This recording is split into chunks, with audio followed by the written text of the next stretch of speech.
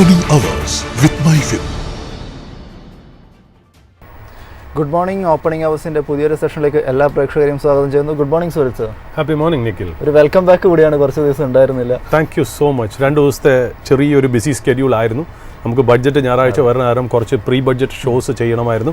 അതുകൂടാതെ തന്നെ ഒരു പേഴ്സണൽ ആവശ്യമുണ്ടായി. So I am extremely sorry and apologies. So നമുക്ക് വളരെ ഒരു എക്സ്റ്റെൻഡഡ് വീക്കാണ് വരുന്നത്. Over to you Nikhil. എങ്ങനെയെന്ന് വെച്ചാൽ തുടങ്ങാം. സാർ, ഇന്നത്തെ ഒരു ട്രേഡിംഗ് നോക്കുകയാണെങ്കിൽ നമ്മൾ പ്രതീക്ഷിച്ചത് ആ ഒരു India US European union trade ഡീലിലൊക്കെ തന്നെ ഒരു പോസിറ്റിവിറ്റി വിപണി ആദ്യം തന്നെ സ്വീകരിക്കും എന്നായിരുന്നു. എന്നാൽ പരിശോധിക്കുകയാണെങ്കിൽ നിലവിൽ ഏകദേശം ഒരു 0.5% ഒരു ഇടിവാണുള്ളത്. ഗ്ലോബൽ ടേക്ക് ഓവേഴ്സിലേക്ക് കടക്കുകയാണെങ്കിൽ US മാർക്കറ്റുകളെ സംബന്ധിച്ചിടത്തോളം വളരെ പോസിറ്റീവായിട്ടുള്ള ഒരു പ്രകടനമായിരുന്നു. S&P 500 സൂചിക ഏകദേശം 0.5%-ഓളമുള്ളൊരു നേട്ടം രേഖപ്പെടുന്നു.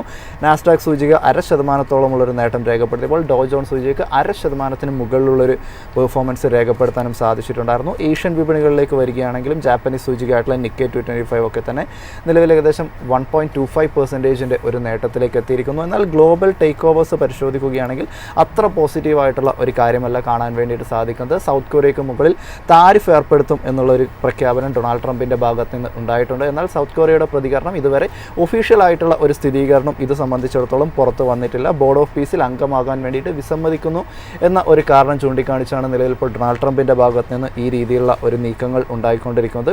കൂടാതെ പരിശോധിക്കുകയാണെങ്കിൽ India European union trade negotiation തന്നെയാണ് ഇപ്പോൾ പ്രധാനമായിട്ടും നിലവിൽ ഇപ്പോൾ നിലനിൽക്കുന്ന പ്രധാനപ്പെട്ടിട്ടുള്ള ഒരു ഘടകം.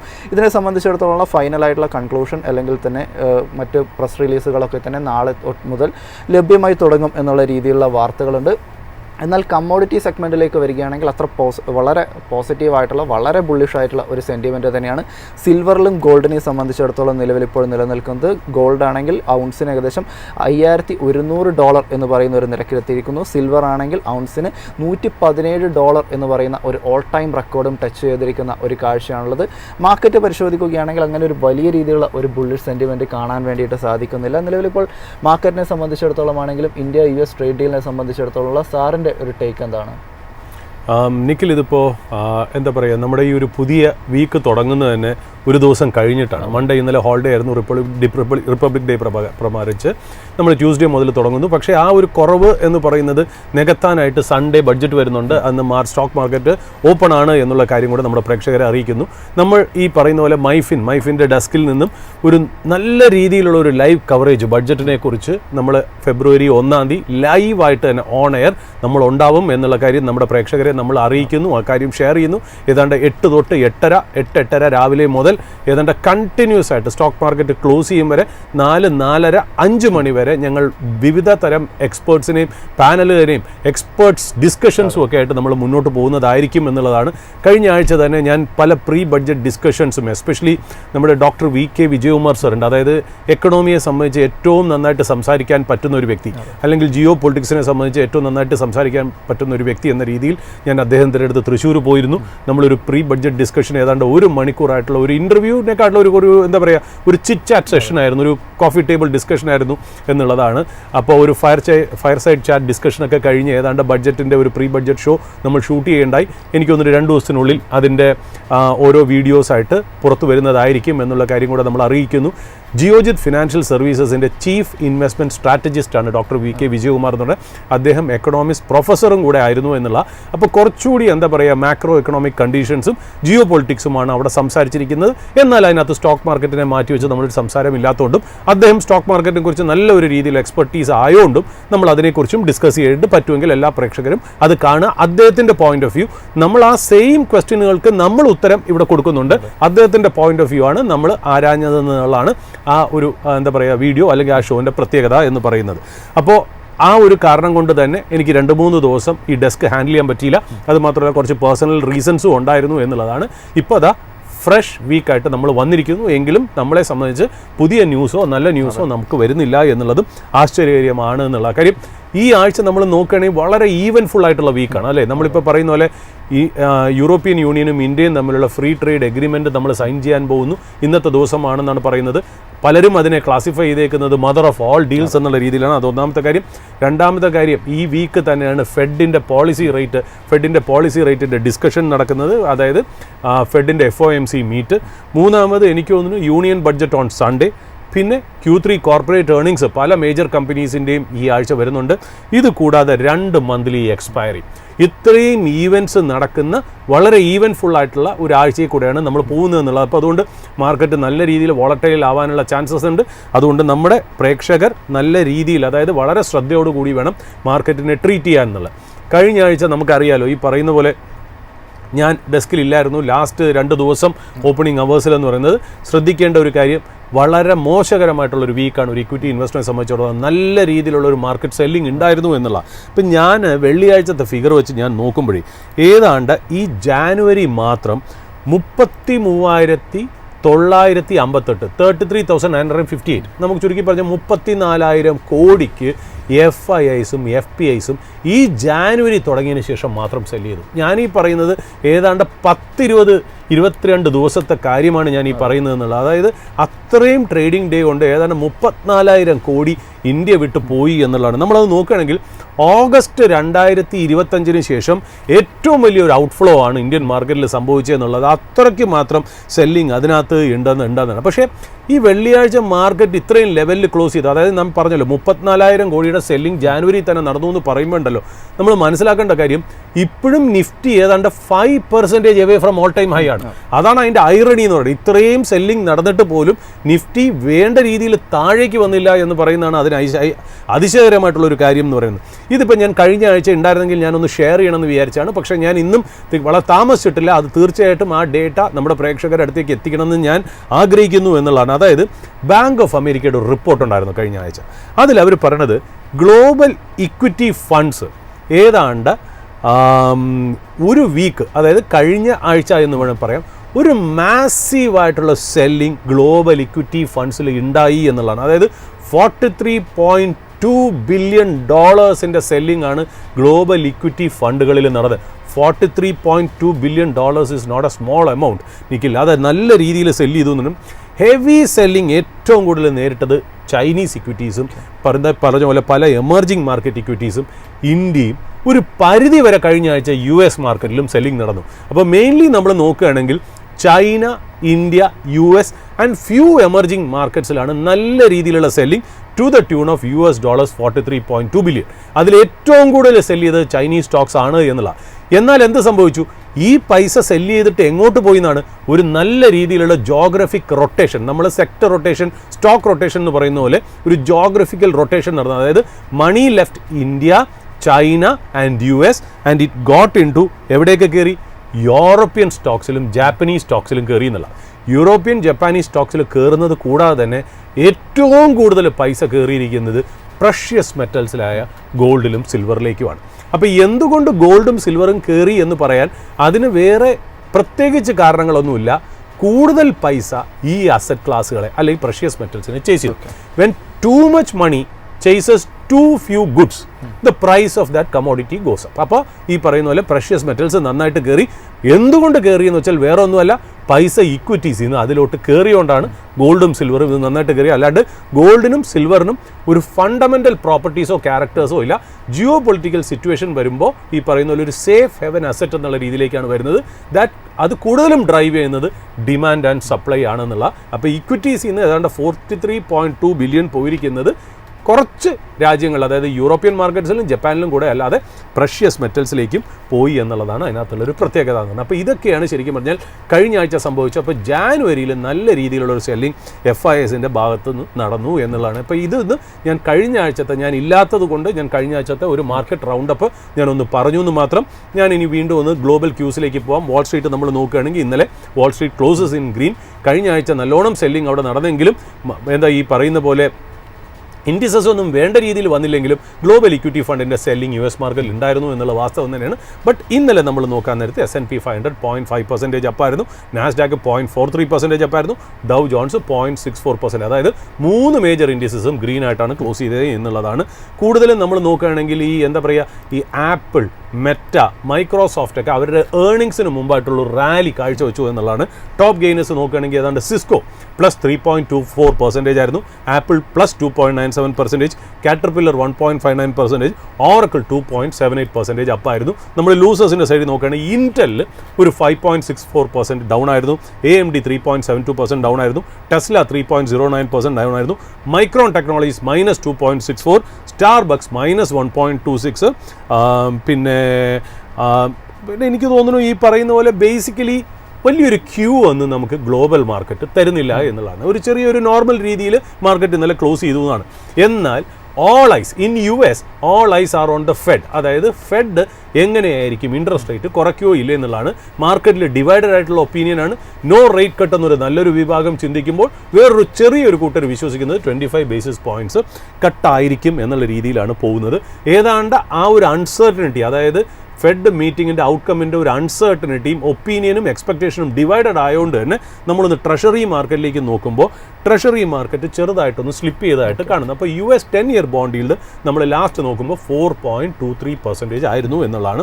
ഓയിൽ മാർക്കറ്റിലേക്ക് വരുമ്പോൾ നമ്മൾ നോക്കുകയാണെങ്കിൽ oil is trading at near around $65 per barrel എന്ന രീതിയിൽ ട്രേഡ് ചെയ്യണു എന്നുള്ളതാണ്.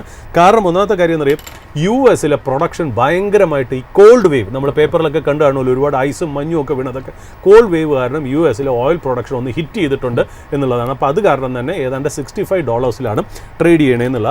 നേരത്തെ നിഖിൽ പറഞ്ഞ പോലെ തന്നെ പ്രഷ്യസ് മെറ്റൽസിലേക്ക് പോവുകയാണെങ്കിൽ ഗോൾഡ് ഏതാണ്ട് $5,100 പെർ ഔൺസ് എന്ന് പറയുന്ന ലെവലിലേക്ക് ഹിറ്റ് ചെയ്തു, ഓൾ ടൈം ഹൈ എന്നുള്ള. ഞാൻ ലാസ്റ്റ് നോക്കുമ്പോൾ ഏതാണ്ട് സ്പോട്ട് മാർക്കറ്റിൽ 5,077, ഏതാണ്ട് 1.33% അപ്പായിട്ടാണ് ഗോൾഡ് ട്രേഡ് ചെയ്യണേ എന്നുള്ളത്. നമുക്ക് തീർച്ചയായിട്ടും അറിയാം, ജിയോ പൊളിറ്റിക്കൽ ഇഷ്യൂസ് ഭയങ്കരമായിട്ട് വരുമ്പോൾ money will chase these kind of precious metals എന്നുള്ള രീതിയിൽ ഇപ്പോൾ ഒരു സേഫ് ഹെവൻ അല്ലെങ്കിൽ സേഫ് അസറ്റ് ക്ലാസ് എന്ന രീതിയിൽ ഗോൾഡ് നല്ല രീതിയിൽ ഒന്ന് എന്താ പറയുക നല്ല രീതിയിൽ കയറിയുന്നത്. അതായത് ജിയോ പൊളിറ്റിക്കൽ ന്യൂസ് വരുന്നത് കുറയുന്നില്ല. ഒരു കാര്യം ഇപ്പം നമ്മൾ തന്നെ നോക്കുകയാണെങ്കിൽ ഇപ്പോൾ സൗത്ത് കൊറിയയുടെ കാര്യം പറഞ്ഞല്ലോ, സൗത്ത് കൊറിയയായിട്ട് കഴിഞ്ഞ സമ്മറിൽ നല്ലൊരു ട്രേഡ് ഡീല് ട്രംപ് അനൗൺസ് ചെയ്തതാണ്. ഇപ്പോൾ അത് വീണ്ടും ഹെഡ്ലൈനിലേക്ക് തിരിച്ചു വന്നിരിക്കുന്നു. പറഞ്ഞാൽ ട്രംപ് ഇപ്പോൾ എന്താ പറഞ്ഞത്? ട്രംപ് പറഞ്ഞത് സൗത്ത് കൊറിയയ്ക്ക് മേലിലുള്ള ടാരിഫ് 15% ഇപ്പോൾ അവർ ട്രേഡ് ഡീലിൽ 15% പറഞ്ഞിരിക്കുന്നത്. അതിൽ നിന്ന് ഉയർത്തി 25% കൂട്ടും എന്നുള്ള രീതിയിലാണ് പറയുന്നത്. എന്താണ് അവർ പറയുന്നതിൻ്റെ റീസൺ? ട്രംപ് പറയുന്നതിൻ്റെ റീസൺ എന്ന് വെച്ചാൽ ഒരു ടാരിഫ് ഒരു രാജ്യം, രണ്ട് രാജ്യങ്ങൾ തമ്മിൽ സൈൻ ചെയ്ത് കഴിഞ്ഞാൽ അവരുടേതായ പാർലമെൻറ്റ് അല്ലെങ്കിൽ ലെജിസ്ലേറ്റീവ് അസംബ്ലിയിലോ അല്ലെങ്കിൽ ലെജിസ്ലേറ്റീവ് ആയിട്ടുള്ള ആ ഒരു പ്രോസസ്സിൽ കൂടി, ആ ലീഗൽ പ്രോസസ്സിൽ കൂടി പോകണം. അതായത് രണ്ട് രാജ്യത്തിൻ്റെയും പൊളിറ്റീഷ്യൻസിൻ്റെ ആ ലെജിസ്ലേറ്റീവ് കൗൺസിൽ അതിന് ഇപ്പോൾ ഇവിടെയാണെങ്കിൽ നമ്മുടെ ഇവിടെ പാർലമെൻറ്റ് അല്ലെങ്കിൽ ക്യാബിനറ്റ് എന്ന് പറയും പോലെ അതിൻ്റെ ഇക്വലൻ്റ് ആയിട്ടുള്ള സൗത്ത് കൊറിയയിൽ അത് അവർ ശരിക്കും പറഞ്ഞാൽ അത് പാസ്സാക്കി എടുക്കണം എന്നുള്ള.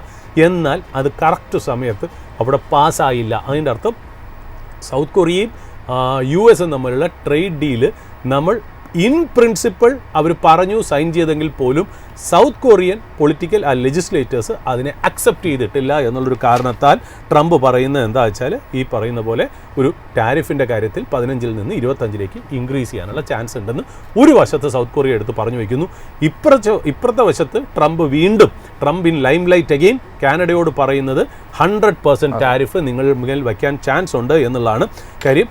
കാനഡ ഇടയ്ക്ക് ഒരു എന്താ പറയുക ഒരു സംസാരവും ഒരു റിപ്പോർട്ട് വന്നിരുന്നു, Canada is trying to make a trade deal with China. അത് ഭയങ്കരമായിട്ട് ട്രംപിനെ ചൊടിപ്പിച്ചു എന്നുള്ളതാണ്. അതായത് ട്രംപ് വോൺ ചെയ്തു എന്നാണ് പറയുന്നത്, അതായത് കാനഡയെ വോൺ ചെയ്തു എന്നാണ് പറയുന്നത്. ട്രംപ് പറഞ്ഞത് എന്താണ്?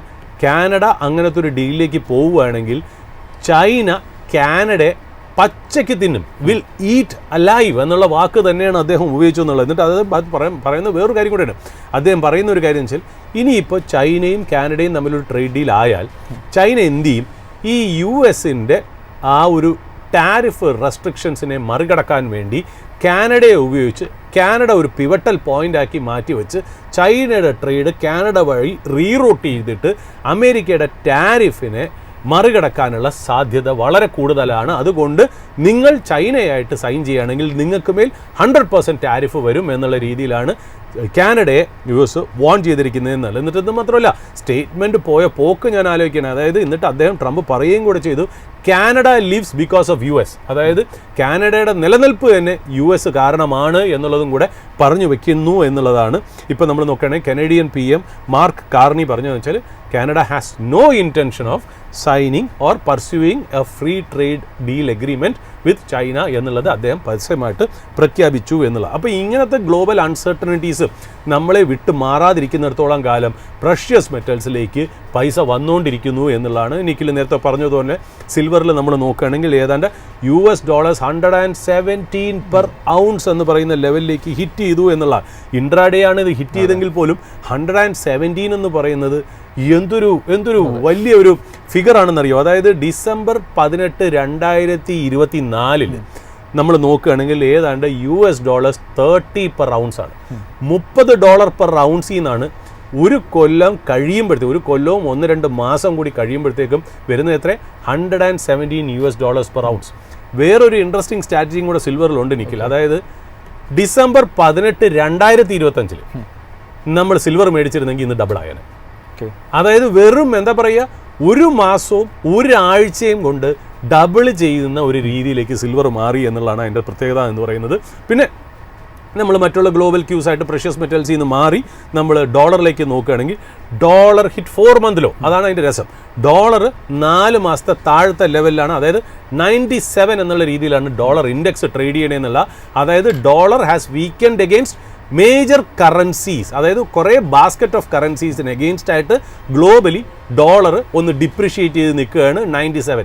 ബട്ട് ആ ഡിപ്രിഷിയേറ്റ് ചെയ്തിരിക്കുന്ന ഡോളറിന് എഗെയിൻസ്റ്റ് ആയിട്ട് ഇന്ത്യൻ റുപ്പി അതിനേക്കാട്ടിലും ലാർജർ പേസിൽ ഡിപ്രിഷിയേറ്റ് ചെയ്തിരിക്കുന്നു എന്നുള്ളതാണ് ഇവിടുത്തെ ആ ഒരു ഐറണി എന്ന് പറയുന്നത്. അതായത് റുപ്പി വേഴ്സസ് ഡോളർ നോക്കുകയാണെങ്കിൽ റുപ്പി 91.94, അതായത് നിയറിങ് 92.34% അപ്പാണ് ഞാൻ ലാസ്റ്റ് നോക്കുമ്പോൾ എഗെയിൻസ്റ്റ് ഡോളർ എന്നുള്ളത്. അതായത് when most of the Asian currencies are doing well, Indian rupee is depreciating against a depreciating dollar എന്നുള്ളതാണ് അതിനകത്തുള്ള പ്രത്യേകത എന്ന് പറയുന്നത്. അപ്പോൾ ഇത്രയും കാര്യങ്ങളാണ് നമുക്ക് ഗ്ലോബൽ ക്യൂസ് ആയിട്ട് നമുക്ക് കിട്ടുന്നത്. എന്നാൽ ഇന്ത്യൻ ഡൊമസ്റ്റിക് കാര്യങ്ങളായിട്ട് നമ്മൾ നോക്കുമ്പോൾ ഇന്ന് India EU free trade deal agreement sign ചെയ്യുന്ന ദിവസമാണ്.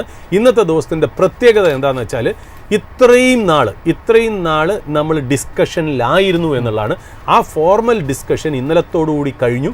27-ാം തീയതി നമ്മളത് ആ ഡോക്യുമെൻ്റ് സൈൻ ചെയ്യുന്ന ഒരു പ്രോസസ്സാണ് ഇന്ന് നടക്കുന്നത്. EUയുടെ നേതാക്കന്മാർ, ലീഡേഴ്സ്, ഡെലിഗേറ്റ്സ് ന്യൂഡൽഹിയിലുണ്ട്. അവർ നമ്മുടെ ഇന്നലത്തെ റിപ്പബ്ലിക് ഡേ പരേഡിൽ പലരും ചീഫ് ഗസ്റ്റ് ആയിരുന്നു എന്നുള്ള കാര്യവും നമുക്കറിയാമെന്നുള്ളതാണ്. ബട്ട് ഒരു കാര്യം, നമ്മൾ ഇന്ന് 27-ാം തീയതി ഇത് സൈൻ ചെയ്താൽ പോലും ഇത് ഇംപ്ലിമെൻ്റ് ആവുന്നത് January 1, 2027 ആണ്. അതായത് ഏതാണ്ട് 11-12 മാസം എടുക്കും ഇത് ഇൻ പ്ലേസ് ആയിട്ട്. ഇതിൻ്റെ മോണിറ്ററി ആൻഡ് എക്കണോമിക് ബെനിഫിറ്റ്സ് 2 രാജ്യങ്ങൾക്കും കിട്ടാനായിട്ട്. കാര്യം എന്തെന്ന് വെച്ചാൽ വേറെ ഒന്നുമല്ല. ഒന്നാമത്തെ കാര്യം, നമ്മൾ നേരത്തെ സൗത്ത് കൊറിയയും US-ഉം പറഞ്ഞ പോലെ തന്നെ ഒരു ട്രേഡ് ഡീൽ സൈൻ ചെയ്ത് കഴിഞ്ഞാൽ അതാത് രാജ്യങ്ങളിലെ പാർലമെൻറ്റ് അല്ലെങ്കിൽ ക്യാബിനറ്റ് അപ്രൂവ് ചെയ്യണം എന്നുള്ളതാണ്. ഇന്ത്യയെ സംബന്ധിച്ചിടത്തോളം ഈ ട്രേഡ് ഡീൽ ക്യാബിനറ്റ് അപ്രൂവ് ചെയ്യണം. അതെന്തായാലും തീർച്ചയായിട്ടും നടക്കും എന്നുള്ള കാര്യം നമുക്ക് നന്നായിട്ട് അറിയാം. എന്നാൽ യൂറോപ്യൻ യൂണിയൻ്റെ കാര്യം അങ്ങനെയല്ല.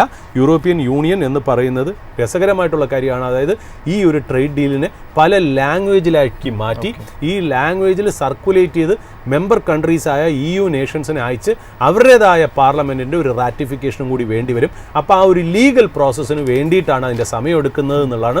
അതുകൊണ്ടാണ് അടുത്ത കൊല്ലം തുടക്കം മുതൽ January 1, 2027 ഇത് വരുന്നത് എന്നുള്ളതാണ്. ബട്ട് യൂറോപ്യൻ യൂണിയൻ്റെ പ്രത്യേകത എന്താ? നമ്മുടെ ഇന്ത്യയുടെ ലാർജസ്റ്റ് ട്രേഡിംഗ് പാർട്ട്ണറാണ് EU എന്ന് പറയുന്നത്. അതായത് 17% of total Indian exports EU ആണെന്നുള്ള. അപ്പോൾ EU വളരെ സിഗ്നിഫിക്കൻ്റ് ആണ് എന്നുള്ളതാണ്. 2024 ഫിഗർ നോക്കുകയാണെങ്കിൽ ഏതാണ്ട് $136 ബില്യൺ ഒരു ട്രേഡ് ഇന്ത്യയും യൂറോപ്യൻ യൂണിയനും തമ്മിൽ നടന്നു എന്നുള്ളതാണ്. അതായത് ഇപ്പോൾ യൂറോപ്യൻ യൂണിയൻ്റെ പ്രത്യേകത നമ്മൾ പറഞ്ഞല്ലോ. അതായത് 20% of the global GDP contribute ചെയ്യുന്ന രാജ്യങ്ങൾ 30 രാജ്യങ്ങൾ. ഒന്ന് ആലോചിച്ച് നോക്കൂ. 700 million consumers aligned with the Paris agreement. അങ്ങനത്തെ ഒരു സിംഗിൾ എൻറ്റിറ്റി ആയിട്ടുള്ള 700 മില്യൺ കൺസ്യൂമേഴ്സ് ഉള്ള 30 രാജ്യമായിട്ടാണ് നമ്മൾ ഈ ട്രേഡ് ഡീൽ സൈൻ ചെയ്യുന്നത് എന്നുള്ളതാണ് അതിനകത്ത് ഇമ്പോർട്ടൻ്റ് ആയിട്ടുള്ള കാര്യം. പല ക്വാർട്ടേഴ്സിലും ഇതിനെ വിളിക്കുന്നത് മദർ ഓഫ് ഓൾ ഡീൽസ് എന്നാണ്. മദർ ഓഫ് ഓൾ ഡീൽസ് എന്ന് പറയാൻ കാര്യം തന്നെ എന്തുകൊണ്ടെന്ന് വെച്ചാൽ ഇതിപ്പോൾ ഇന്നലെയും ഇന്നും തുടങ്ങിയ ഡിസ്കഷൻ അല്ല. 2007 മുതൽ നമ്മൾ യൂറോപ്യൻ യൂണിയൻ്റെ കാര്യത്തിൽ അല്ലെങ്കിൽ ഒരു ട്രേഡ് ഡീലിൻ്റെ കാര്യത്തിൽ നമ്മൾ ഡിസ്കസ് ചെയ്യണമെന്നുള്ളതാണ്. 2013 മുതൽ 2022 വരെ ഏതാണ്ട് ഡിസ്കഷൻസ് അബയൻസിൽ പോയി. അതായത് ഒരു സ്റ്റെയിൽമേറ്റിലേക്ക്, അത് വലിയ ഡിസ്കഷൻ ഒന്നും മുന്നോട്ട് പോയില്ല എന്നുള്ള കാര്യം നമുക്കറിയാലോ. സെൻസിറ്റീവ് ആയിട്ടുള്ള സെക്ടേഴ്സ് നമുക്കുണ്ട്.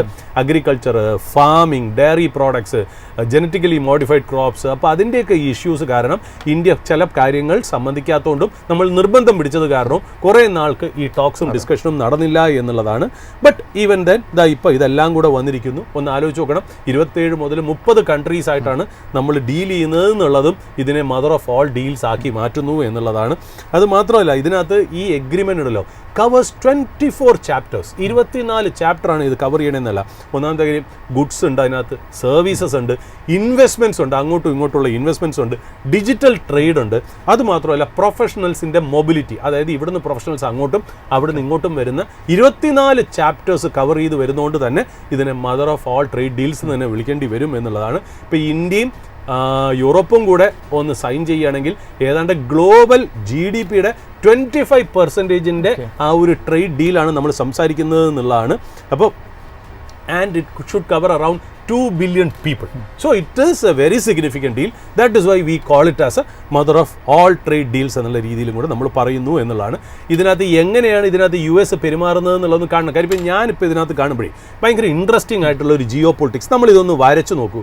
നമ്മൾ വരയ്ക്കുന്നത് എന്താ, നമുക്ക് മേൽ US 25% അഡീഷണൽ ടാരിഫ് വെച്ചിരിക്കുന്നത് എന്താ, നമ്മൾ റഷ്യയിൽ നിന്ന് ഓയിൽ ഇമ്പോർട്ട് ചെയ്യുന്നതുകൊണ്ടാണ് അല്ലേ.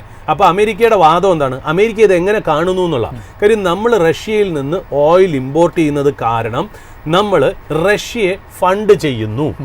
ആ ഫണ്ട് ഉപയോഗിച്ച് റഷ്യ യുക്രൈനുമായിട്ട് ഫൈറ്റ് ചെയ്യുന്നു. അതായത് ഇൻഡയറക്ട്ലി അമേരിക്ക പറഞ്ഞു വെക്കുന്നത് എന്താ, നമ്മളാണ് റഷ്യയെ ഫണ്ട് ചെയ്യുന്നത് യുക്രൈനായിട്ട് യുദ്ധം ചെയ്യാൻ എന്നുള്ളത്. അപ്പോൾ എന്നിട്ടോ യൂറോപ്യൻ യൂണിയൻ യുക്രൈനെ സപ്പോർട്ട് ചെയ്യുന്നു, റഷ്യയെ സപ്പോർട്ട് ചെയ്യുന്നില്ല. ആ യൂറോപ്യൻ യൂണിയൻ ഇന്ത്യയായിട്ട് ട്രേഡ് ഡീൽ സൈൻ ചെയ്യുന്നു എന്നുള്ളതാണ് ഇതിനകത്തുള്ള ഐറണി. നമ്മൾ വരച്ചു നോക്കുമ്പോൾ ഇതിനകത്തുള്ള ഐറണി എന്ന് പറയുന്നത് രസകരമായിട്ടുള്ളൊരു കാര്യമാണ് എന്നുള്ളത്. ബട്ട് ഫ്രൈഡേ ഇൻട്രസ്റ്റിംഗ്ലി ഇങ്ങനെയൊക്കെ യൂറോപ്യൻ യൂണിയനായിട്ടുള്ള ട്രേഡ് ഡീലൊക്കെ നടക്കുമെന്നുള്ള പബ്ലിക് ഇൻഫർമേഷൻ വന്നിട്ട് പോലും US treasury secretary Scott Bessent പറഞ്ഞത് ഇന്ത്യ ഇപ്പോൾ സബ്സ്റ്റാൻഷ്യലായിട്ട് റഷ്യയിൽ നിന്നുള്ള ക്രൂഡ് ഓയിൽ ഇമ്പോർട്ട് കുറച്ചത് കാരണം തീർച്ചയായിട്ടും ഈ 25% അഡീഷണൽ ടാരിഫിൽ ഇളവ് വരാനുള്ള സാധ്യതകൾ ഉണ്ട് എന്നുള്ള രീതിയിൽ പറഞ്ഞിരുന്നു. അവിടെ പറഞ്ഞൊരു പ്രശ്നം വെച്ചാൽ വെള്ളിയാഴ്ച ആ ന്യൂസ് വന്നതിന് ശേഷം എനിക്ക് തോന്നുന്നു ഇന്ത്യൻ മാർക്കറ്റിലെ പലരും പൊസിഷൻ ചെയ്തിരിക്കുന്നതും യൂറോപ്യൻ യൂണിയൻ്റെ ഡീലും സൈൻ ചെയ്തത് കാരണം ചൊവ്വാഴ്ച മാർക്കറ്റ് ഓർക്കുമ്പോൾ ഒരു ഗ്യാപ്പ് അപ്പ് ഓപ്പണിങ്ങിൽ നല്ല രീതിയിൽ മാർക്കറ്റ് പോകുന്നുള്ളതാണ്. But unfortunately market is a let down എന്നുള്ള കാര്യത്തിലും കൂടെ നമ്മളൊന്ന് പറഞ്ഞു വെക്കേണ്ടിയിരിക്കുന്നു എന്നുള്ള. പിന്നെ ഇൻഡോ യൂറോപ്യൻ ട്രേഡ് യൂണിയൻ ഡീലിനെ സംബന്ധിച്ച് വളരെ ഇമ്പോർട്ടൻ്റ് ആയിട്ടുള്ള കാര്യം വെച്ചാൽ ഭയങ്കരമായിട്ടുള്ള ലേബർ ഇൻറ്റൻസീവ് ഇൻഡസ്ട്രിയിലാണ് ഇതിനകത്ത് വലിയ രീതിയിലുള്ള പോസിറ്റീവ് ഇമ്പാക്റ്റ് വരുന്നത് എന്നുള്ളതാണ്. അപ്പോൾ ഏതൊക്കെയാണ് നമുക്കറിയാലോ, അപ്പാരൽസ്, ഗാർമെൻറ്റ്സ്, ടെക്സ്റ്റൈൽ, അതൊന്ന് Gems and jewellery, leather and leather goods എന്നുള്ളതാണ്. പിന്നെ സീ ഫുഡ്, പിന്നെ ഷ്രിംപ്, ഇതിൻ്റെ കാര്യത്തിലൊക്കെ ഇന്ത്യക്ക് വലിയ രീതിയിൽ ബെനിഫിറ്റ് കിട്ടുമ്പോൾ പോലും നമുക്ക് തിരിച്ചൊരു പ്രോബ്ലം വരാൻ പോണേ എന്താ, കാർസിൻ്റെ കാര്യത്തിലാണ്. അതായത് യൂറോപ്യൻ കാർസിന് നല്ല രീതിയിൽ ടാരിഫ് അല്ലെങ്കിൽ ഡ്യൂട്ടി നമ്മൾ കുറച്ച് കൊടുക്കാൻ സാധ്യത എനിക്കൊന്ന് 110% നിന്ന് 40% കുറയാനുള്ള സാധ്യതകൾ ഉണ്ട് എന്നുള്ളതാണ്. അത് ഇന്ത്യൻ ഓട്ടോമൊബൈൽ ഇൻഡസ്ട്രി എങ്ങനെ എഫക്റ്റ് ചെയ്യുന്നു, ഓട്ടോമൊബൈൽ അക്സസറീസിനെ എങ്ങനെ എഫക്റ്റ് ചെയ്യുന്നുള്ളത് ഇന്ത്യൻ മാർക്കറ്റിൽ നിന്ന് നോക്കേണ്ടിയിരിക്കുന്നു. ഇന്ത്യൻ ഓട്ടോമൊബൈൽ സ്റ്റോക്സിൻ്റെ ഷെയർസിൻ്റെ മൂവ്മെൻറ്റ് എന്തായിരിക്കും, കൂടുതലും മാരുതി സുസുക്കി, ടാറ്റ മോട്ടോഴ്സ് പോലെയുള്ള കമ്പനികളാണ് നോക്കേണ്ടത് എന്നുള്ള കാര്യം ഞാൻ മനസ്സിലാക്കിയെടുത്തോളം. ഇപ്പോൾ നമുക്ക് ട്രേഡ് ഡീലിനെ കുറിച്ച് ഒന്നും അറിയില്ല എങ്കിലും അവിടുന്ന് യൂറോപ്യൻ യൂണിയനിൽ നിന്ന് ഇങ്ങോട്ട് വരാൻ പോകുന്നത് കൂടുതലും mid level two high end cars ആയിരിക്കും. അതായത് 17 ലക്ഷം മുതൽ 20 ലക്ഷത്തിന് മുകളിലോട്ടുള്ള കാറുകളിലായിരിക്കും ഈ ഒരു ബെനിഫിറ്റ് കൂടുതൽ വരിക എന്നുള്ളതാണ്. അപ്പോൾ സ്മോളർ കാർ മേക്കേഴ്സായ ടാറ്റ മോട്ടോഴ്സിനും മാരുതി സുസുക്കിയും ഹ്യുണ്ടായിക്കും ഒക്കെ എങ്ങനെയാണ് അഫക്ട് ചെയ്യണം എന്നുള്ളത് നമുക്ക് നിലവിൽ ഇപ്പോൾ നോക്കുകയാണെങ്കിൽ മാരുതിയെ സംബന്ധിച്ചിടത്തോളം ഏകദേശം 1.5% മുകളിൽ 1.25% മുകളിലുള്ള ഒരു ഇടിവുണ്ട്. ടാറ്റ മോട്ടോഴ്സിൻ്റെ പാസഞ്ചർ വെഹിക്കിൾ സെഗ്മെൻറ്റ് പരിശോധിക്കുമ്പോൾ 1.5%, ഏറ്റവും കനത്ത ഒരു ഇടിവ് നേരിട്ടുകൊണ്ടിരിക്കുന്നത് മഹീന്ദ്രയാണ്. എനിക്ക് തോന്നുന്നു ടാറ്റ മോട്ടോഴ്സിനായിരിക്കും ഇത് കുറച്ചുകൂടി എഫക്റ്റ് ചെയ്യാൻ വേണ്ടിയിട്ടുള്ള സാധ്യത. കാരണം അവർ JLR സെഗ്മെൻ്റ് ഒക്കെ പരിശോധിക്കുമ്പോഴുള്ള ഒരു പ്രശ്നമൊക്കെ നിലനിൽക്കുന്നില്ല. അല്ല, തീർച്ചയായിട്ടും ടാറ്റ മോട്ടോഴ്സിനായിരിക്കും ഇത് ഏറ്റവും കൂടുതൽ എഫക്റ്റ് ചെയ്യാവുന്ന കാര്യത്തിൽ യാതൊരു സംശയമില്ല. കാര്യം ഇപ്പോൾ ഇന്ന് ഇന്ത്യൻ മാർക്കറ്റിൽ നോക്കുമ്പോൾ വേറൊരു പ്രത്യേകതയും കൂടെ നമുക്ക് ശ്രദ്ധിച്ചേക്കാം. ഇപ്പം നമ്മൾ നോക്കുമ്പോൾ ഇന്ന് ഹ്യുണ്ടായി ഇന്ത്യയും LG ഇന്ത്യയും ഇന്ന് ഡൗൺ ആയിരിക്കും. അത് കൂടുതലും ഇൻഡോ യൂറോപ്യൻ യൂണിയൻ ട്രേഡ് ഡീലിന് മാത്രമല്ല അതിനൊരു കാരണം. മറ്റുള്ളൊരു കാര്യം വെച്ചാൽ സൗത്ത് കൊറിയയ്ക്ക് മേൽ ടാരിഫ് US ഇൻക്രീസ് ചെയ്യുക എന്നുള്ളതിൻ്റെ ഒരു റിപ്പിൾ എഫക്റ്റും കാസ്കേഡിങ് എഫക്റ്റും കൂടെ സൗത്ത് കൊറിയൻ സ്റ്റോക്സിലും അതിൻ്റെ ഒരു ഡോമിനോ എഫക്റ്റ് ഇന്ത്യൻ മാർക്കറ്റിലെ സൗത്ത് കൊറിയൻ സ്റ്റോക്സിലും എഫക്റ്റ് ചെയ്യാനുള്ള ചാൻസ് ഉണ്ട് എന്നുള്ള. അപ്പോൾ ഇതൊക്കെ ഒന്നും എന്താ പറയുക, ഇതൊക്കെ നമ്മളിപ്പോൾ സ്പെക്കുലേറ്റ് ചെയ്യുന്നേ ഉള്ളൂ. ഡീല് സൈൻ ചെയ്യുമ്പോൾ മാത്രമേ ഇതിൻ്റെ ഫൈൻ പ്രിൻ്റ് ഒന്ന് പുറത്ത് വരുള്ളൂ എന്നുള്ളതാണ്. ബട്ട് ഈവൻ ദെൻ ഇതിൽ നിന്നൊക്കെ അവോയ്ഡ് ചെയ്ത് നിൽക്കാൻ പറ്റിയ ദിവസമാണോ എന്ന് വെച്ചാൽ അത് കറക്റ്റാണ്, അവോയ്ഡ് ചെയ്ത് നിൽക്കേണ്ട കാര്യമുണ്ട് എന്നുള്ളതാണ്.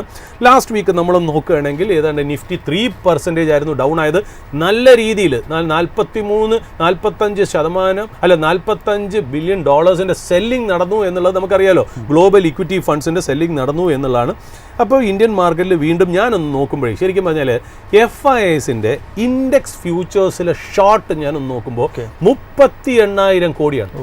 അതായത് റെക്കോർഡ് ഹൈ ഷോർട്ട്സ് ആണ് എന്നുള്ളതാണ് FISൻ്റെ സ്റ്റാൻസ് ഇൻഡെക്സ് ഫ്യൂച്ചേഴ്സിൽ ഞാൻ കാണുമ്പോൾ. 38,000 കോടി എന്ന് പറഞ്ഞാൽ കോവിഡ് സമയത്ത് പോലും അത്രയും വന്നില്ല. അപ്പോൾ ഇന്ത്യൻ മാർക്കറ്റിൽ അത്രമാത്രം ഷോർട്ട് ഉണ്ട് എന്നുള്ള. അപ്പോൾ ഇന്ന് മാർക്കറ്റ് എനിക്ക് തോന്നുന്നു നിഫ്റ്റി ഇന്ന് ഡൗൺ ആണ് അല്ലേ? നിഫ്റ്റി ഇപ്പോൾ പോസിറ്റീവ് ആവാനുള്ള ചാൻസ് ഉണ്ട്. കാര്യം എന്ന് വെച്ചാൽ we are just 4 days away അല്ലെ 4 to 5 days away from budget എന്ന് പറയുന്ന ഒരു കാര്യത്തിലേക്ക് നമ്മൾ പോകുമ്പോൾ ഇത്രയും വലിയൊരു ഷോർട്ട്സ് ആയിട്ട് ഈ FI പോവുക എന്ന് പറയുന്നത് മിക്കവാറും I will not be surprised if market takes a U turn somewhere. I might be wrong. ഞാനിത് ജസ്റ്റ് പറയുന്ന കാര്യം, ഒരു എന്താ പറയുക, ബഡ്ജറ്റ് എന്ന് പറയുന്ന ഒരു ഇമ്പോർട്ടൻറ്റ് ഈവനിലേക്ക് പോകുമ്പോൾ ഇത്രയും ഷോർട്ട്സ് മാർക്കറ്റിൽ ഉണ്ടെന്നുണ്ടെങ്കിൽ too much of negativity, too much of shorts can be positive for the market. That doesn't mean that market ഇവിടുന്ന് വലിഞ്ഞ് മുന്നോട്ട് പോകും എന്നുള്ള രീതിയിലല്ല. ബട്ട് ടെക്നിക്കൽ ഇൻഡിക്കേറ്റേഴ്സ് അങ്ങനെ ഒന്ന് സൂചിപ്പിക്കുന്നു എന്നുള്ളത് ഞാനൊന്ന് സൂചിപ്പിച്ച് വെക്കുന്നു എന്ന് മാത്രം. പിന്നെ ഒരു ഇമ്പോർട്ടൻ്റ് ആയിട്ട് ഇന്ത്യൻ മാർക്കറ്റിൽ നോക്കുമ്പോൾ ഞാനൊന്ന് ഈ മാക്രോ മൈക്രോ അല്ലെങ്കിൽ ഈ എക്കണോമി ജിയോ പൊളിറ്റിക്സിനെയൊക്കെ മാറ്റി വെച്ചിട്ട് ഒരു സ്റ്റോക്ക് ലെവൽ കാര്യത്തിലേക്ക് പറയുകയാണെങ്കിൽ ഇതൊരു അഡ്വൈസോ സോളിസിറ്റേഷനോ റെക്കമെൻഡേഷനോ ആയിട്ട് കരുതാതിരിക്കുക. PVR നമ്മൾ സ്പോട്ട് ലൈറ്റിൽ നമ്മൾ അവതരിപ്പിച്ച ഒരു സ്റ്റോക്കാണ്. PVRൻ്റെ ഭാഗത്തു നിന്ന് ഒരു ന്യൂസ് വന്നത്, നല്ല രസകരമായിട്ടുള്ള ന്യൂസ്. കാര്യം in between all this kind of big company Q3 earnings deal, Trump, South Korea, European union trade ഡീലിൻ്റെയൊക്കെ ഇടയിൽ, എക്സ്പയറിയുടെ ഇടയ്ക്കിൽ നമ്മൾ വിട്ടുപോകുന്ന ചെറിയ ന്യൂസ് ഉള്ളതുകൊണ്ട് ഞാൻ നമ്മുടെ പ്രേക്ഷകരെ അറിയിക്കുന്നു എന്ന് മാത്രം. അതായത് ഈ PVR ഒരു പോപ്കോൺ ബ്രാൻഡ് അക്വയർ ചെയ്തിരുന്നു. എനിക്ക് തോന്നുന്നു 2015 5 കോടി രൂപയ്ക്കാണ് ഏതാണ്ട് 70% സ്റ്റേക്ക് 4700 BC അല്ലെങ്കിൽ 4700 BC എന്ന് പറയുന്ന പോപ്കോൺ ബ്രാൻഡിൽ ഇവർ ഇൻവെസ്റ്റ് ചെയ്ത്. ഏതാണ്ട് എനിക്കോ എത്ര 70% സ്റ്റേക്കിന് 5 കോടിയാണ് 2015 കൊടുത്തത്. അവരിപ്പോൾ എന്ത് ചെയ്യുന്നു? ആ ബ്രാൻഡ് അവർ വിൽക്കാൻ പോകുന്നു. PVR വിൽക്കാൻ പോകുന്നു. PVR വിൽക്കാൻ പോകുമ്പോൾ ഇവരുടെ PVRൻ്റെ ഔട്ട്ലെറ്റ്സുകളിൽ ഇത് കിട്ടില്ല എന്നല്ല, ഇനിയും അത് കിട്ടും. ബട്ട് ആ ബ്രാൻഡിൻ്റെ ഉടമസ്ഥ കമ്പനി വേറെ ആയിരിക്കും എന്നുള്ള. PVR അത് ആർക്കാണ് സെല് ചെയ്യാൻ പോകുന്നത്? മാരിക്കോ എന്ന് പറയുന്ന FMCG കമ്പനിയാണ് PVRൻ്റെ കയ്യിൽ നിന്ന് ഈ 4700 BC എന്ന് പറയുന്ന പോപ്കോൺ ബ്രാൻഡ് മേടിക്കുന്നത്. എത്ര രൂപയ്ക്കാണെന്നറിയോ? 226.8 കോടി. അതായത് 2015, അതായത് 10-11 കൊല്ലം മുമ്പേ 5 കോടി കൊടുത്ത് ആ ബ്രാൻഡ് PVR മേടിക്കുന്നു. ഇന്ന് വിൽക്കുന്നത് 2026.8 കോടി, 2027 കോടി എന്ന് വേണമെങ്കിൽ പറയാം. നല്ലൊരു ഇൻവെസ്റ്റ്മെൻ്റ് ആയിരുന്നു എന്ന് വേണമെങ്കിൽ പറയാം. ബട്ട് ഈവൻ ദെൻ ഇതിൻ്റെ പുറകിൽ കുറച്ച് കണക്കുകളുണ്ട്. അതുകൊണ്ടാണ് ഞാനിത് പ്രത്യേകിച്ച് പല എന്താ പറയുക, നമ്മൾ വരുന്ന യൂട്യൂബ് വാട്സപ്പ് മെസ്സേജിലൊക്കെ 5 കോടി ഇട്ട് 220 കിട്ടി, PVRന് വലിയ പ്രോഫിറ്റ് കിട്ടി എന്നുള്ള രീതിയിലാണ് പറയുന്നത്. അത് പ്രോഫിറ്റ് ആണോ എന്ന് ചോദിച്ചാൽ അല്ല, ലാഭകരമാണോ എന്ന് വെച്ചാൽ ആണ്. ബട്ട് അതിൻ്റെ ഫൈൻ പ്രിൻ്റ് ഒന്ന് അറിഞ്ഞിരിക്കണം എന്നുള്ളത് ഞാനൊന്ന് പറയുന്നു. അതായത് PVR 5 കോടി കൊടുത്തിട്ട് ഈ ബ്രാൻഡിനെ മേടിച്ചതിന് ശേഷം ഏതാണ്ട് ഇതിനകത്ത് 94.6 crore ഫണ്ട് ഇൻഫ്യൂഷൻ നടത്തി, ഇക്വിറ്റി ഇൻഫ്യൂഷൻ അതിനകത്തേക്ക് നടത്തി എന്നുള്ള. അപ്പോൾ 5 കോടി മാത്രമല്ല, അവിടെ തന്നെ ഏതാണ്ട് 100 കോടിയോളം ഇൻഫ്യൂഷൻ അവിടെ നടന്നു എന്നുള്ളതാണ് അതിനകത്ത് ഇമ്പോർട്ടൻ്റ് ആയിട്ടുള്ള കാര്യം. അതുമാത്രമല്ല, ഈ ബ്രാൻഡ് കോൺട്രിബ്യൂട്ട് ചെയ്യുന്ന റവന്യൂ എത്രയെന്നറിയോ? 100 crores റവന്യൂ ആണ് ഈ ബ്രാൻഡ് കോൺട്രിബ്യൂട്ട് ചെയ്യുന്നത്. അതായത് ഈ PVRൻ്റെ total food and beverages business, അതായത് PVRന് പല ബിസിനസ്സുകളുണ്ട്. അതായത് മൂവി നമ്മുടെ തിയേറ്ററിൽ വഴി അതൊരു ബിസിനസ് വെർട്ടിക്കൽ. രണ്ടാമത്തെ ബിസിനസ് മൂവി പ്രൊഡക്ഷൻ ഉണ്ട്. മൂന്നാമത്തെ ഈ തിയേറ്ററിനകത്തുള്ള ഫുഡ് ആൻഡ് ബെവറേജസ് സെല്ല് ചെയ്യുന്ന ആ ഒരു റെസ്റ്റോറൻറ്റ് F&B സെയിൽസും കൂടിയാണെന്നുള്ളത്. ആ F&Bയുടെ സെയിൽസിൻ്റെ 1% മാത്രമേ ഈ 4700 BC എന്ന് പറയുന്ന പോപ്കോൺ ബ്രാൻഡ് കോൺട്രിബ്യൂട്ട് ചെയ്യുന്നുള്ളൂ എന്നുള്ളതാണ്. ബട്ട് ഈ ബ്രാൻഡ് ഓപ്പറേറ്റിംഗ് ലോസിലാണ്. 100 കോടി റവന്യൂ ഉണ്ടായിട്ട് കാര്യമില്ല. ഈ ബ്രാൻഡ് ആകെപ്പാടെ തരുന്നത് 2025 ഞാൻ നോക്കുകയാണെങ്കിൽ ഓപ്പറേറ്റിംഗ് ലോസ് എന്ന് പറയുന്നത് 14 കോടിയാണ്. ഇൻ ടോട്ടൽ എനിക്ക് തോന്നുന്നു 16 crores ഓപ്പറേഷൻ ലോസ് ഒരു കൊല്ലത്ത് തന്നെയുണ്ട്. 5 കോടിക്ക് മേടിച്ച ബ്രാൻഡ് അതിലേക്ക് ഏതാണ്ട് 94.6 crore ഇക്വിറ്റിയും കൂടെ ആഡ് ചെയ്തിട്ട് ഏതാണ്ട് 16-14 കോടി നഷ്ടം വരുന്ന ഒരു ബ്രാൻഡാണ് എന്നുള്ളതാണ്. ബട്ട് ഈ ഏതാ പറയുക, ഈ ഒരു ബ്രാൻഡ് 4700 BC എന്ന് പറയുന്ന ബ്രാൻഡ് വിൽക്കുന്നതോടുകൂടി PVRന്റെ ബാലൻസ് ഷീറ്റിൽ ചെറിയൊരു ചേഞ്ച് വരാറുണ്ട്. അത് ഒന്നാമത്തെ കാര്യം എന്ന് വെച്ചാൽ, ഒന്നാമത്തെ ഈ ലോസ് മേക്കിംഗ് ആയിട്ടുള്ള ഒരു ബിസിനസ്സിനെ നമ്മുടെ ബാലൻസ് ഷീറ്റിൽ നിന്ന് എടുത്ത് കളയുമ്പോൾ കുറേയൊക്കെ ഹെഡേക്ക് കുറഞ്ഞു എന്നുള്ള, അതായത് PVRന്റെ ഏർണിംഗ് പ്രൊഫൈൽ ഇൻക്രീസ് ചെയ്യാനുള്ള ചാൻസസ് ഉണ്ട് എന്നുള്ള. അത് മാത്രമല്ല മാരിക്കോയുടെ കയ്യിൽ നിന്ന് 227 കോടി ക്യാഷ് ആണ് കിട്ടുന്നത് ഈ ബ്രാൻഡ് വിൽക്കുന്നത് കാരണം. ഇത് ഉപയോഗിച്ച് അവരെന്ത് ചെയ്യും? ഏതാണ്ട് PVRന് ഞാൻ നോക്കുമ്പോൾ എന്താ പറയുക, PVRന്റെ ഡെപ്റ്റ് 25% കുറയും. ഈ കാശ് ഉപയോഗിച്ച് ഇവർ കുറച്ച് ഡെപ്റ്റ് റിഡക്ഷനും കൂടെ ചെയ്യും. അത് കാരണം 25% ഡെപ്റ്റ് കുറയും. കാര്യം PVR പറഞ്ഞിരിക്കുന്നത്, മാനേജ്മെൻറ്റ് ഗൈഡൻസ് 2027 ആകുമ്പോഴത്തേക്കും ഞങ്ങൾ 0 ഡെറ്റ് കമ്പനിയും. 2027 എന്ന് പറയുന്നത് എന്താ, നമ്മൾ അടുത്ത കൊല്ലം ഈ സമയത്ത് ഇരിക്കുമ്പോൾ മാർച്ചിലേക്ക് എത്തുമ്പോൾ 0 ഡെപ്റ്റ് കമ്പനിയായി മാറാൻ ചാൻസ് ഉണ്ട്. അതായത് PVRന് ഇപ്പോൾ 600 കോടി ഡെപ്റ്റാണുള്ളത്.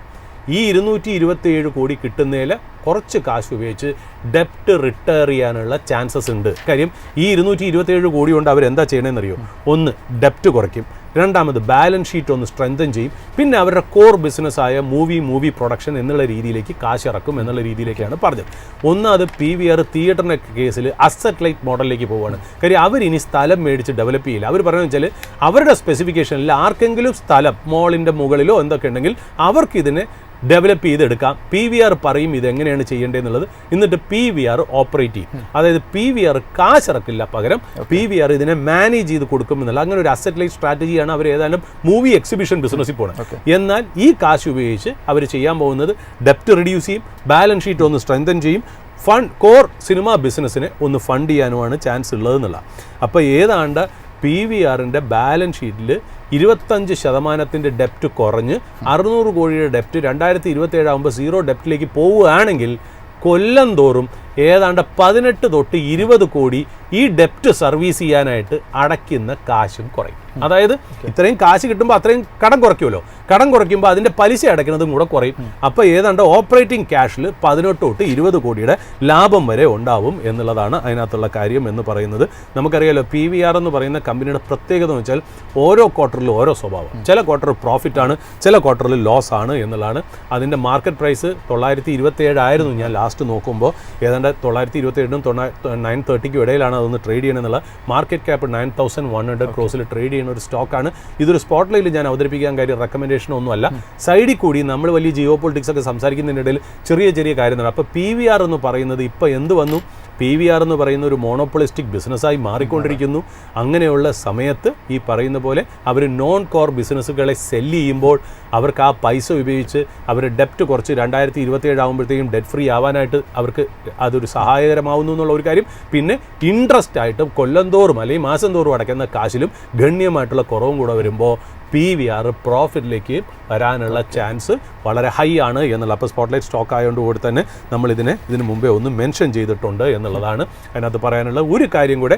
അതായത് നമ്മുടെ പ്രേക്ഷകർ ശരിക്കും പറഞ്ഞാൽ ഈ വീക്കെൻഡിൽ ഞാൻ പല കമൻസ് വന്നതിലും വായിച്ചത് ഈ അശ്വിനി വൈഷ്ണവിൻ്റെ ഒരു സ്പീച്ചാണ്. അതായത് വേൾഡ് എക്കണോമിക് ഫോറം ഡാവോസിൽ നടന്നപ്പോൾ അവിടെ IMF ചീഫും അദ്ദേഹം തമ്മിൽ നല്ല രീതിയിലുള്ള ഒരു ഡിബേറ്റ് നടന്നു എന്നുള്ള. അതായത് ക്രിസ്റ്റലീന ജോർജിയേവ IMF ചീഫാണ്.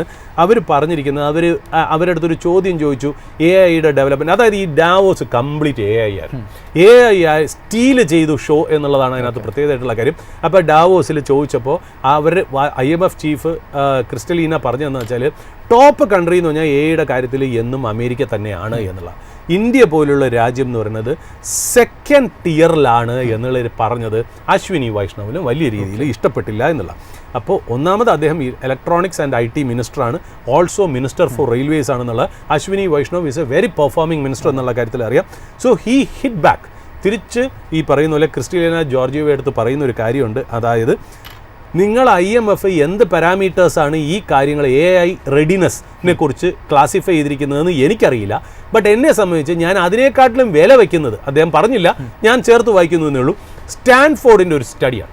സ്റ്റാൻഫോർഡ് യൂണിവേഴ്സിറ്റിയുടെ സ്റ്റഡി പ്രകാരം ഇന്ത്യ AI പ്രിപ്പയർനെസ്സിലും AI പെനിട്രേഷൻ്റെ കാര്യത്തിലും വേൾഡിൽ തേർഡാണ് എന്നുള്ളതാണ് അശ്വിനി വൈഷ്ണവ് പറയുന്നത്. രണ്ടാമത് ഗ്ലോബൽ ടാലൻറ്റ് AI-യുടെ കേസിൽ ഇന്ത്യ സെക്കൻഡ് ആണെന്നും കൂടി അശ്വിനി വൈഷ്ണവ് ഈ hit back at Kristalina Georgieva എന്നുള്ള കാര്യത്തിലാണ്. അത് മാത്രമല്ല ഇതിൻ്റെ കൂടെ ചേർത്ത് വായിക്കേണ്ടത് ഞാനൊന്ന് നോക്കിയപ്പോൾ പ്രൈസ് വാട്ടർ കൂപ്പേഴ്സിൻ്റെ റിപ്പോർട്ടുണ്ട്.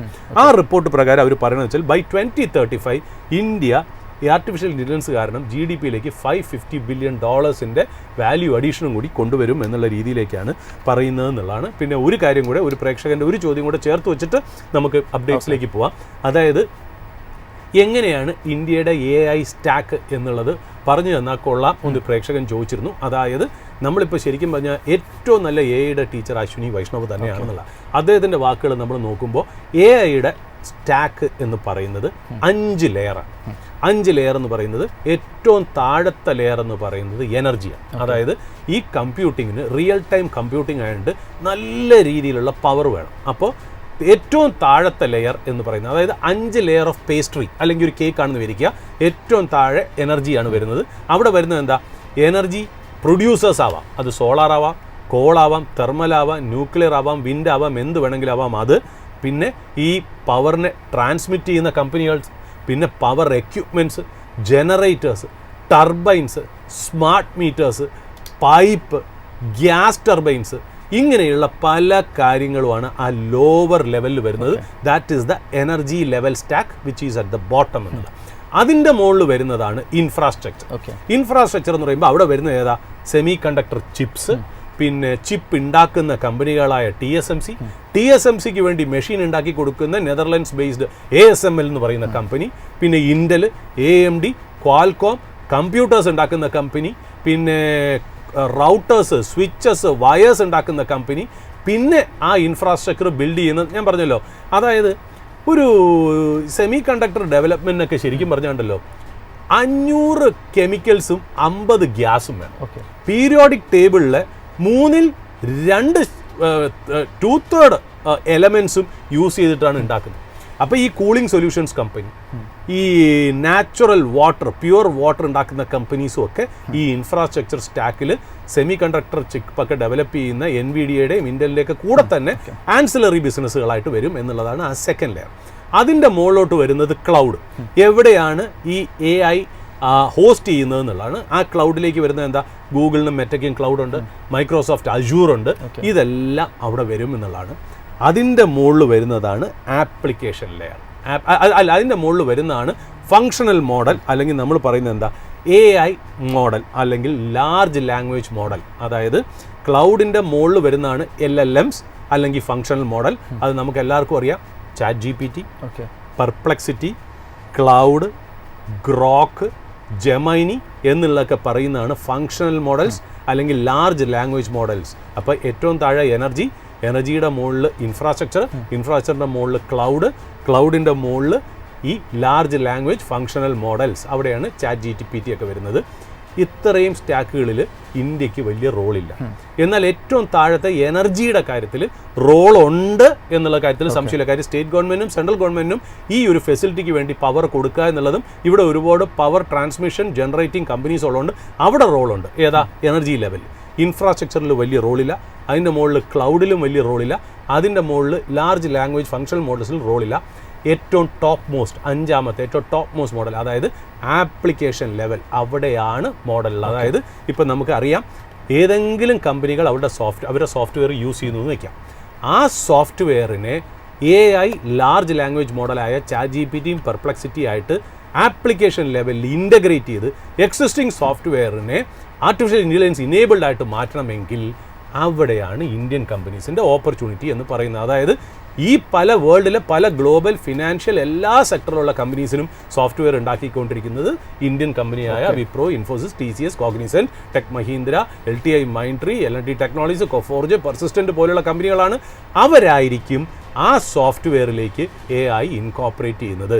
ആ ലെവലാണ് ഏറ്റവും പ്രോഫിറ്റബിൾ ആയിട്ടുള്ള, ഇൻവെസ്റ്റ്മെൻറ്റ് ഇടാതെ തന്നെ കൂടുതൽ കാശ് ഉണ്ടാക്കാൻ പറ്റുന്നതും ഏറ്റവും ടോപ്പ് മോസ്റ്റ് ലെയറായ ആപ്ലിക്കേഷൻ ലെവറാണ്. അവിടെയാണ് ഇന്ത്യൻ കമ്പനികളുടെ റെലവൻസ് വരുന്നത് എന്നുള്ളതാണ്. ബട്ട് ആ സ്ഥലത്തേക്കുള്ളൊരു ഗ്രോത്ത് അല്ലെങ്കിൽ ക്യാപിറ്റൽ അല്ലെങ്കിൽ സ്റ്റോക്ക് മാർക്കറ്റിൽ റേറ്റിംഗ് അവിടെ വന്നിട്ടില്ല എന്നുള്ളതാണ്. ഇപ്പോൾ കൂടുതലും റേറ്റിംഗ് ഏറ്റവും താഴത്തെ പവർ ലെവൽ അല്ലെങ്കിൽ അതിൻ്റെ മുകളിലുള്ള ഇൻഫ്രാസ്ട്രക്ചർ ലെവൽ അല്ലെങ്കിൽ അതിൻ്റെ മുകളിലുള്ള ഈ പറയുന്ന പോലെ ക്ലൗഡ് ലെവൽ, അതിൻ്റെ മുകളിലുള്ള ലാർജ് ലാംഗ്വേജ് മോഡൽ ഫങ്ഷണൽ ലെവലിലും മാത്രമേ നിൽക്കുന്നുള്ളൂ എന്നാണ് പൈസ, ഗ്ലോബൽ മണി ഇവിടുന്ന് ഷിഫ്റ്റ് ചെയ്ത് ടോപ്പ് മോസ്റ്റ് ലെയർ ആയിട്ടുള്ള സോഫ്റ്റ്വെയർ ലെയറിലേക്ക് വരുന്നു, അന്നായിരിക്കും ഇന്ത്യൻ മാർക്കറ്റിലെ ഇന്ത്യൻ ഗ്ലോബൽ സോഫ്റ്റ്വെയർ കമ്പനീസിൻ്റെയും റെലവൻസ് AI വരിക എന്നുള്ളതാണ് അതിനകത്തുള്ള ഇമ്പോർട്ടൻ്റ് ആയിട്ടുള്ള കാര്യം. ഇവിടെ സംസാരിച്ചിരിക്കുന്ന ഒരു ഓഹരിയെ പറ്റിയിട്ടുള്ള ഒരു വിവരങ്ങളായാലും മറ്റ് വിശകലനമായാലും ഒരിക്കലും അതൊരു ബൈ ഓർ സെൽ റെക്കമെൻഡേഷൻ അല്ല. നിങ്ങളുടെ ഏതൊരു നിക്ഷേപം നടത്തുന്നതിന് മുമ്പും എപ്പോഴും ഒരു സെബി രജിസ്റ്റേർഡ് ഇൻവെസ്റ്റ്മെൻറ്റ് അഡ്വൈസറിൻ്റെ സഹായം തേടിയതിനു ശേഷം മാത്രം നടപ്പിലാക്കുക. ഓപ്പണിംഗ് അവേഴ്സിൻ്റെ പുതിയൊരു എപ്പിസോഡുമായിട്ട് നാളെ വീണ്ടും കാണാം. അതുവരെ നന്ദി, നമസ്കാരം.